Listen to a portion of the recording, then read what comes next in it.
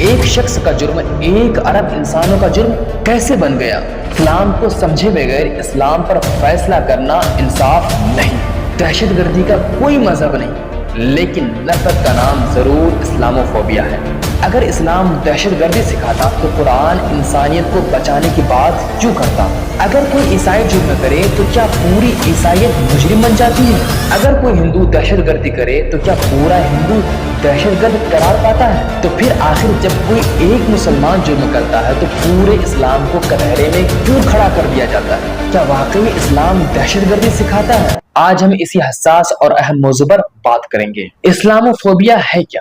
Islamophobia یہ ہے کہ اسلام اور مسلمانوں کے خلاف غیر منطقی خوف، تعصب اور نفرت۔ دنیا میں کچھ طاقتیں، میڈیا اور انتہا پسند لوگ ایسے واقعات کو بڑھا چڑھا کر پیش کرتے ہیں جن سے اسلام کی غلط تصویر بنتی ہے۔ نتیجہ یہ نکلتا ہے کہ 1 ارب مسلمانوں کو چند افراد کے جرائم کی سزا دی جاتی ہے۔ کیا اسلام واقعی میں دہشت گردی کی تعلیم دیتا ہے؟ ہرگز نہیں۔ قرآن مجید کہتا ہے کہ جس نے ایک بے گناہ انسان کو قتل کیا تو گویا اس نے پوری انسانیت کو قتل کر دیا۔ ذرا غور تو کیجئے کہ جس مذہب میں ایک بے گناہ انسان کا قتل پوری انسانیت کے قتل کے برابر ہو تو وہ مذہب دہشت گردی کیسے سکھا سکتا ہے؟ نبی کریم صلی اللہ تعالی علیہ وسلم کی تعلیمات دیکھیں تو آقا کائنات صلی اللہ تعالی علیہ وسلم ارشاد فرماتے ہیں، تم زمین والوں پر رحم کرو، آسمان والا تم پر رحم کرے گا۔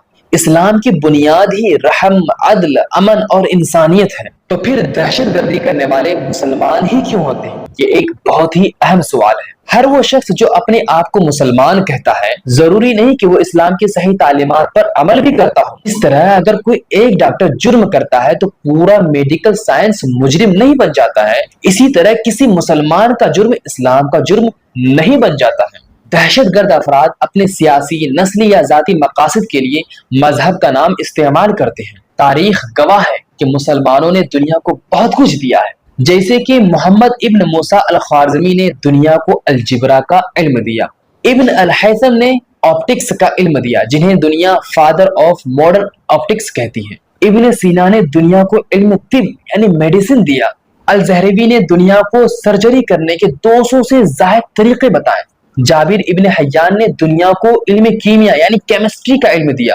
ابن خلدون نے دنیا کو سوشولوجی کا علم دیا، انہی کو father of sociology, father of historiography کہا جاتا ہے۔ البتانی نے دنیا کو علم فلکیات یعنی ایسٹرونومی کا علم دیا، الادریسی نے دنیا کو جغرافی کا علم دیا، دنیا کو ہوائی پرواز کی ابتدائی تجربات عباس ابن فرناس ہی نے دیا، دنیا کو ہاسپٹل اور میڈیکل کالجوں کا نظام الرازی نے دیا۔